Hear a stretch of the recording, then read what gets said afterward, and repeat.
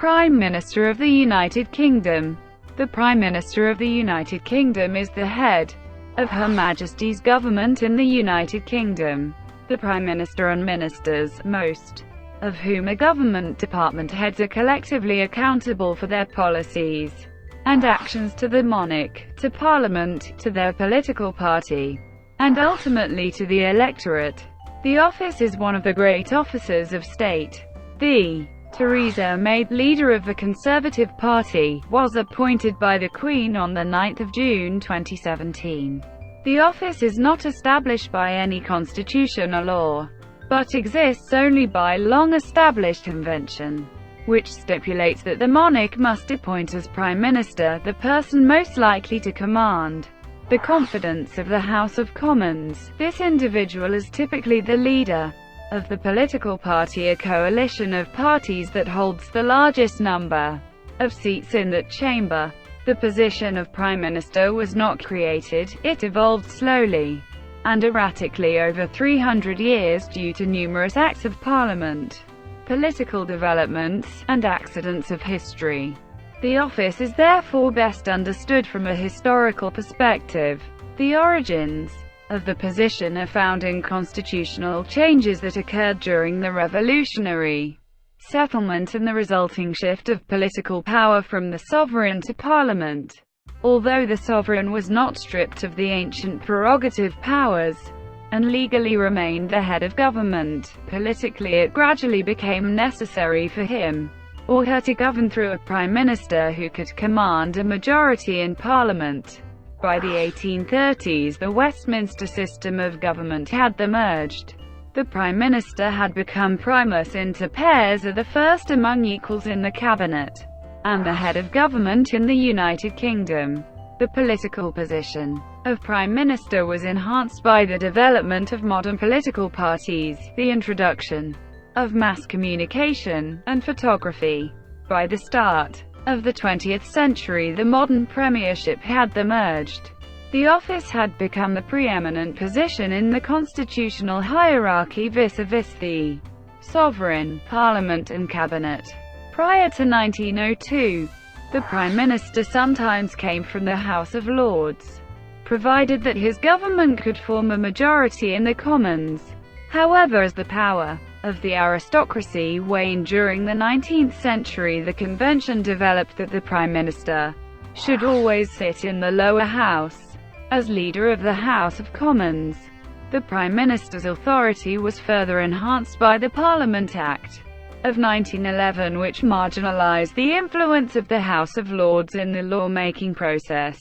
The Prime Minister is ex officio also First Lord of the Treasury and Minister for the Civil Service. Certain privileges, such as residency of 10 Downing Street, are accorded to Prime Ministers by virtue of their position as First Lord of the Treasury. Authority. As the head of Her Majesty's government, the modern Prime Minister leads the cabinet. In addition, the Prime Minister leads a major political party and generally commands a majority in the House of Commons. As such, the incumbent wields both legislative and executive powers. Under the British system, there is a unity of powers rather than separation. In the House of Commons, the Prime Minister guides the law-making process with the goal of enacting the legislative agenda of their political party.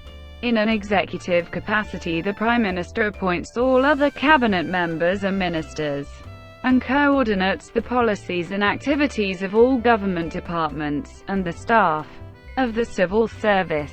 The Prime Minister also acts as the public face and voice of Her Majesty's government, both at home and abroad. Solely upon the advice of the Prime Minister, the sovereign exercises many statutory and prerogative powers, including high judicial, political, official and Church of England ecclesiastical appointments, the conferral of peerages, knighthood, decorations and other honours. Constitutional background. The British system of government is based on an uncodified constitution, meaning that it is not set out in any single document.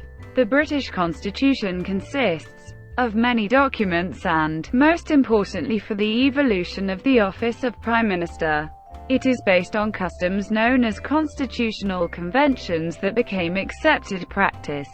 In 1928, Prime Minister H. Asquith described this characteristic of the British Constitution in his memoirs, "In this country we live under an unwritten constitution. It is true that we have on the statute book great instruments like Magna Carta, the Petition of Right, and the Bill of Rights which define and secure many of our rights and privileges. But the great bulk of our constitutional liberties and our constitutional practices do not derive their validity and sanction from any bill which has received the formal assent of the King, Lords and Commons.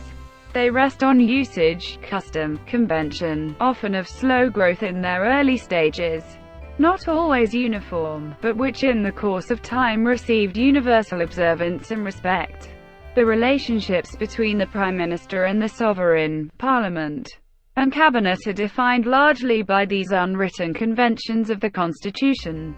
Many of the Prime Minister's executive and legislative powers are actually royal prerogatives which are still formally vested in the sovereign, who remains the head of state, despite its growing dominance in the constitutional hierarchy. The premiership was given little formal recognition until the 20th century. The legal fiction was maintained that the sovereign still governed directly. The position was first mentioned in statute only in 1917, in the schedule of the Chequers Estate Act.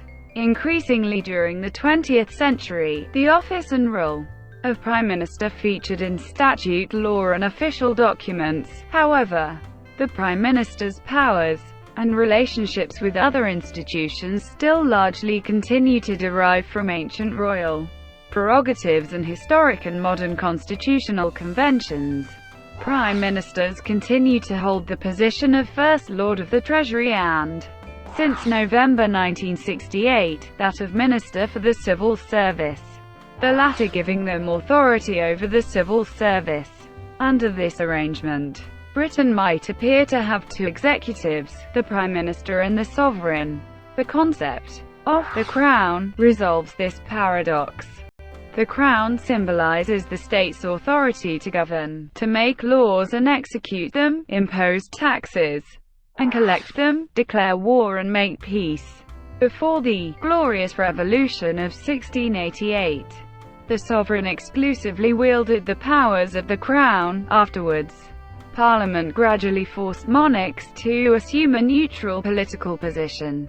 Parliament has effectively dispersed the powers of the Crown, entrusting its authority to responsible ministers, accountable for their policies and actions to Parliament, in particular the elected House of Commons. Although many of the sovereign's prerogative powers are still legally intact, constitutional conventions have removed the monarch from day-to-day governance, with ministers exercising the royal prerogatives, leaving the monarch in practice with three constitutional rights: to be kept informed, to advise, and to warn. Revolutionary settlement. Because the premiership was not intentionally created, there is no exact date when its evolution began. A meaningful starting point, however, is 1688–9. when James II fled England and the Parliament of England confirmed William and Mary as joint constitutional monarchs, enacting legislation that limited their authority, and that of their successors, the Bill of Rights, the Mutiny Bill, the Triennial Bill,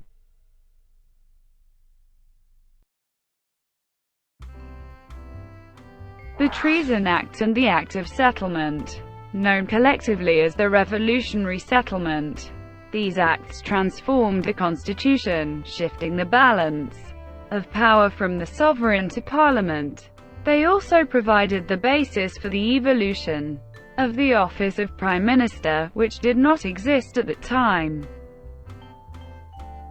Treasury bench. The revolutionary settlement gave the Commons control over finances and legislation, and changed the relationship between the executive and the legislature. The want of money. Sovereigns had to summon Parliament annually and could no longer dissolve or prorogue it without its advice and consent. Parliament became a permanent feature of political life. The veto fell into disuse, because sovereigns feared that if they denied legislation, Parliament would deny them money. No sovereign has denied royal assent since Queen Anne vetoed the Scottish Militia Bill in 1708. Treasury officials and other department heads were drawn into Parliament, serving as liaisons between it and the sovereign. Ministers had to present the government's policies and negotiate with members to gain the support of the majority. They had to explain the government's financial needs, suggest ways of meeting them, and give an account of how money had been spent. The sovereign's representatives attended Commons sessions so regularly that they were given reserved seats at the front, known as the Treasury bench. This is the beginning of unity of powers. The sovereign's ministers became leading members of Parliament. Today the Prime Minister, the Chancellor of the Exchequer and other senior members of the Cabinet sit on the Treasury bench, and present policies in much the same way ministers did late in the 17th century. Standing Order 66. After the Revolution, there was a constant threat that non-government members of Parliament would ruin the country's finances by proposing ill-considered money bills. Vying for control to avoid chaos, the Crown's ministers gained an advantage in 1706, when the Commons informally declared that this House will receive no petition for any sum of money relating to public service but what is recommended from the Crown. On the 11th of June 1713, this non-binding rule became Standing Order 66, that the Commons would not vote money for any purpose, except on a motion of a minister of the Crown. Standing Order 66 remains in effect today, essentially unchanged for 300 years. Empowering ministers with sole financial initiative had an immediate and lasting impact. Apart from achieving its intended purpose, to stabilize the budgetary process, it gave the Crown a leadership role in the Commons, and the Lord Treasurer assumed a leading position among ministers. The power of financial initiative was not, however, absolute. Only ministers might initiate money bills, but Parliament now reviewed and consented to them. Standing Order 66 therefore represents the beginnings of ministerial responsibility and accountability. The term Prime Minister appears at this time as an unofficial title for the leader of the government, usually the head of the Treasury. Jonathan Swift, for example, wrote in 1713 about those who are now commonly called Prime Minister among us, referring to Sidney Godolphin, 1st Earl of Godolphin, and Robert Harley, Queen Anne's Lord Treasurers and Chief Ministers. Since 1721, every head of the sovereign's government, with one exception in the 18th century, and one in the 19th, has been First Lord of the Treasury. Beginnings of the Prime Minister's party leadership. Political parties first appeared during the exclusion crisis of 1678 to 1681. The Whigs, who believed in limited monarchy, wanted to exclude James Stuart from succeeding to the throne because he was a Catholic. The Tories, who believed in the divine right of kings, defended James' hereditary claim. Political parties were not well organized or disciplined in the 17th century. They were more like factions with members drifting in and out, collaborating temporarily on issues when it was to their advantage, then disbanding when it was not. A major deterrent to the development of opposing parties was the idea that there could only be one King's Party, and to oppose it would be disloyal or even treasonous. The idea lingered throughout the 18th century. Nevertheless, it became possible at the end of the 17th century to identify parliaments and ministries as being either Whig or Tory in composition. Cabinet.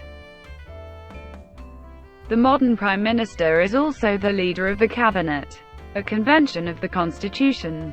The modern Cabinet is a group of ministers who formulate policies.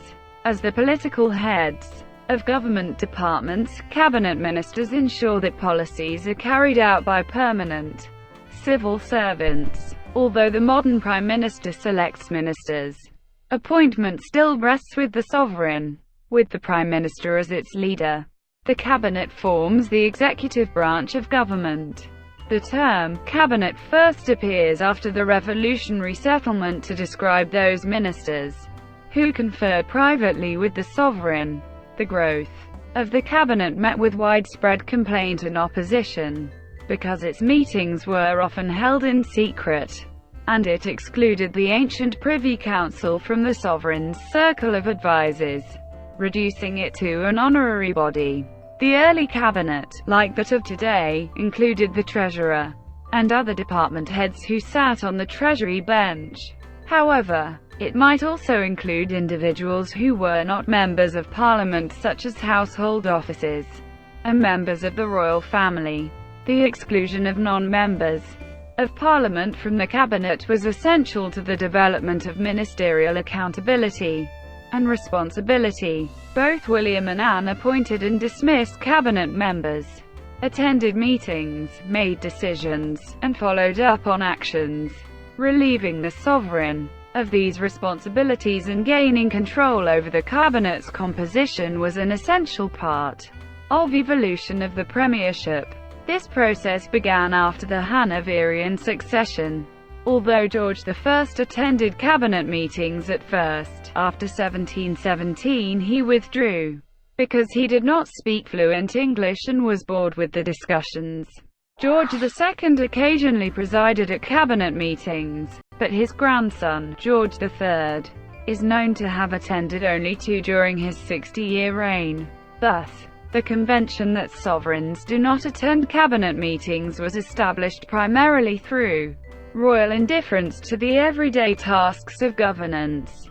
The Prime Minister became responsible for calling meetings, presiding, taking notes, and reporting to the sovereign. These simple executive tasks naturally gave the Prime Minister ascendancy over his cabinet colleagues. Although the first three Hanoverians rarely attended cabinet meetings, they insisted on their prerogatives to appoint and dismiss ministers, and to direct policy even if from outside the cabinet. It was not until late in the 18th century that prime ministers gained control over cabinet composition. One-party government. British governments are generally formed by one party. The Prime Minister and Cabinet are usually all members of the same political party, almost always the one that has a majority of seats in the House of Commons. Coalition governments and minority governments are relatively rare. One-party government, as this system is sometimes called, has been the general rule for almost 300 years. Early in his reign, William III preferred mixed ministries consisting of both Tories and Whigs. William thought this composition would dilute the power of any one party, and also give him the benefit of differing points of view. However, this approach did not work well, because the members could not agree on a leader or on policies, and often worked at odds with each other. In 1697, William formed a homogeneous Whig ministry, known as the Junto. This government is often cited as the first true cabinet, because its members were all Whigs, reflecting the majority composition of the Commons, and followed this pattern, but preferred Tory cabinets. This approach worked well as long as Parliament was also predominantly Tory. However, in 1708, when the Whigs obtained a majority, Anne did not call on them to form a government, refusing to accept the idea that politicians could force themselves on her merely because their party had a majority. She never parted with an entire ministry, or accepted an entirely new one regardless of the results of an election, and preferred to retain a minority government rather than be dictated to by Parliament. Consequently, her chief ministers Sidney Godolphin, 1st Earl of Godolphin, and Robert Harley, who were called Prime Minister by some, had difficulty executing policy in the face of a hostile Parliament. William's and Anne's experiments with the political composition of the cabinet illustrated the strengths of one-party government and the weaknesses of coalition and minority governments. Nevertheless, it was not until the 1830s that the Constitutional Convention was established that the sovereign must select the Prime Minister from the party whose views reflect those of the majority in Parliament. Since then, most ministries have reflected this one-party rule. Despite the one-party convention, prime ministers may still be called upon to lead either minority or coalition governments. A minority government may be formed as a result of a hung parliament, in which no single party commands a majority in the House of Commons after a general election, or the death, resignation or defection of existing members. By convention, the serving Prime Minister is given the first opportunity to reach agreements that will allow them to survive a vote of confidence in the House and continue to govern. The last minority government was led by Labour Prime Minister Harold Wilson for 8 months after the February 1974 general election produced a hung parliament. In the October 1974 general election, the Labour Party gained 18 seats, giving Wilson a majority of 3. A hung parliament may also lead to the formation of a coalition government in which 2 or more parties negotiate a joint programme to command a majority in the Commons. Coalitions have also been formed during times of national crisis such as war. Under such circumstances, the parties agree to temporarily set aside their political differences and to unite to face the national crisis. Coalitions are rare. Since 1721, there have been fewer than a dozen. When the general election of 2010 produced a hung parliament, the Conservative and Liberal Democrat parties agreed to form the first Cameron ministry, the first coalition in 70 years. The previous coalition in the UK before 2010 was led by Conservative Prime Minister Winston Churchill during most of the Second World War, from May 1940 to May 1945. Clement Attlee, the leader of the Labour Party, served as Deputy Prime Minister. After the general election of 2015, the nation returned to one-party government after the Tories won an outright majority. Treasury Commission. The Premiership is still largely a convention of the Constitution. Its legal authority is derived primarily from the fact that the Prime Minister is also First Lord of the Treasury. The connection of these two offices, one a convention, the other a legal office, began with the Hanoverian succession in 1714. When George I succeeded to the British throne in 1714, his German ministers advised him to leave the office of Lord High Treasurer vacant, because those who had held it in recent years had grown overly powerful, in effect, replacing the sovereign as head of the government. They also feared that a Lord High Treasurer would undermine their own influence with the new king. They therefore suggested that he place the office in commission, meaning that a committee of 5 ministers would perform its functions together. Theoretically, this dilution of authority would prevent any one of them from presuming to be the head of the government.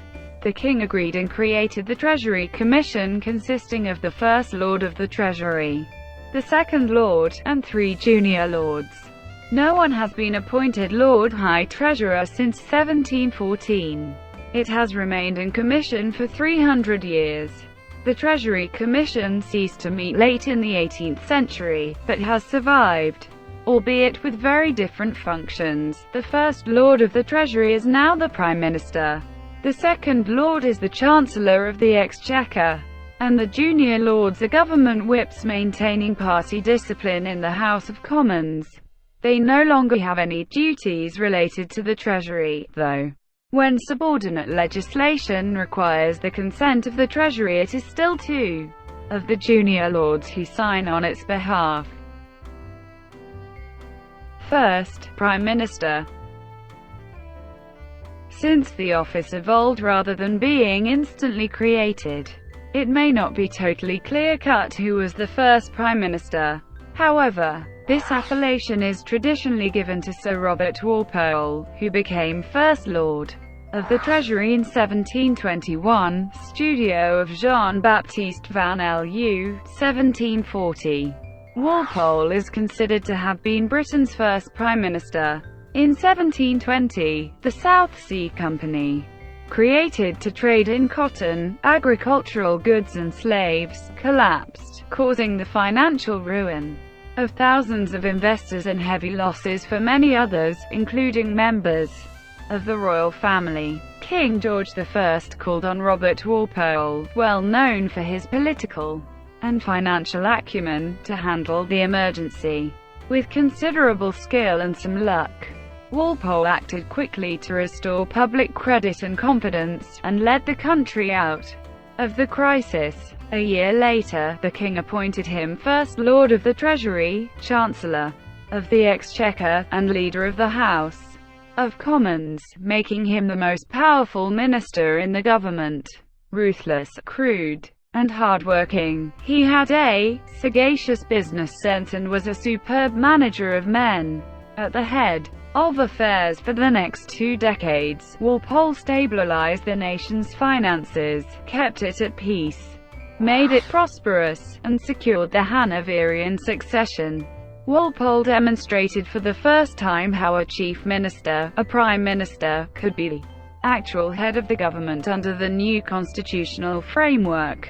First, recognizing that the sovereign could no longer govern directly, but was still the nominal head of the government, he insisted that he was nothing more than the king's servant. Second, recognizing that power had shifted to the Commons, he conducted the nation's business there, and made it dominant over the Lords in all matters. Third, recognizing that the cabinet had become the executive and must be united, he dominated the other members and demanded their complete support for his policies. Fourth, recognizing that political parties were the source of ministerial strength, he led the Whig Party and maintained discipline. In the Commons, he insisted on the support of all Whig members, especially those who held office. Finally, he set an example for future prime ministers by resigning his offices in 1742 after a vote of confidence, which he won by just 3 votes. The slimness of this majority undermined his power, even though he still retained the confidence of the sovereign. Ambivalence and denial. For all his contributions, Walpole was not a prime minister in the modern sense.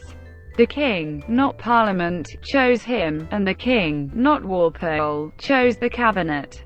Walpole set an example, not a precedent, and few followed his example. For over 40 years after Walpole's fall in 1742, there was widespread ambivalence about the position. In some cases, the Prime Minister was a figurehead with power being wielded by other individuals. In others there was a reversion to the Chief Minister model of earlier times in which the sovereign actually governed. At other times, there appeared to be 2 Prime Ministers. During Britain's participation in the 7 Years' War, for example, the powers of government were divided equally between the Duke of Newcastle and William Pitt, 1st Earl of Chatham, leading to them both alternatively being described as Prime Minister. Furthermore, many thought that the title, Prime Minister, usurped the sovereign's constitutional position as head of the government and that it was an affront to other ministers, because they were all appointed by and equally responsible to the sovereign. For these reasons there was a reluctance to use the title. Although Walpole is now called the first Prime Minister, the title was not commonly used during his tenure. Walpole himself denied it. In 1741, during the attack that led to Walpole's downfall, Samuel Sandys declared that, according to our Constitution, we can have no soul and Prime Minister. In his defense, Walpole said, "I unequivocally deny that I am sole or Prime Minister, and that to my influence and direction all the affairs of government must be attributed." George Grenville, Prime Minister in the 1760s, said it was an odious title and never used it. Lord North, the reluctant head of the King's government during the American War of Independence, would never suffer himself to be called Prime Minister, because it was an office unknown to the Constitution. Denials of the premiership's legal existence continued throughout the 19th century. In 1806, for example, one member of the Commons said, "The Constitution abhors the idea of a Prime Minister." In 1829, Lord Lansdowne said, "Nothing could be more mischievous or unconstitutional than to recognise by Act of Parliament the existence of such an office." By the turn of the 20th century, the premiership had become, by convention, the most important position in the constitutional hierarchy. Yet there were no legal documents describing its powers or acknowledging its existence. The first official recognition given to the office had only been in the Treaty of Berlin in 1878, when Disraeli signed as First Lord of the Treasury and Prime Minister of Her Britannic Majesty. Incumbents had no statutory authority in their own right. As late as 1904, Arthur Balfour explained the status of his office in a speech at Haddington. "The Prime Minister has no salary as Prime Minister. He has no statutory duties as Prime Minister, his name occurs in no Acts of Parliament, and though holding the most important place in the constitutional hierarchy, he has no place which is recognised by the laws of his country." This is a strange paradox. In 1905 the position was given some official recognition when the Prime Minister was named in the order of precedence, outranked, among non-royals, only by the Archbishops of Canterbury and York, the moderator of the General Assembly of the Church of Scotland, and the Lord Chancellor. The first Act of Parliament to mention the premiership, albeit in a schedule, was the Chequers Estate Act on the 20th of December 1917. This law conferred the Chequers estate owned by Sir Arthur and Lady Lee as a gift to the Crown for use as a country home for future Prime Ministers.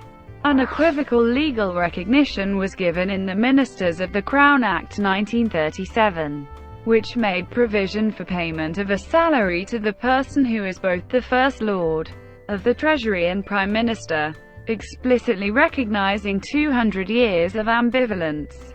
The Act states that it intended to give statutory recognition to the existence of the position of Prime Minister, and to the historic link between the Premiership and the office of First Lord of the Treasury, by providing in respect to that position an officer's salary of. The Act made a distinction between the position and the office, emphasizing the unique political character of the former. Nevertheless, the brass plate on the door of the Prime Minister's home, 10 Downing Street, still bears the title of First Lord of the Treasury, as it has since the 18th century, as it is officially the home of the First Lord, and not the Prime Minister. Thank you for watching. Please like and subscribe below.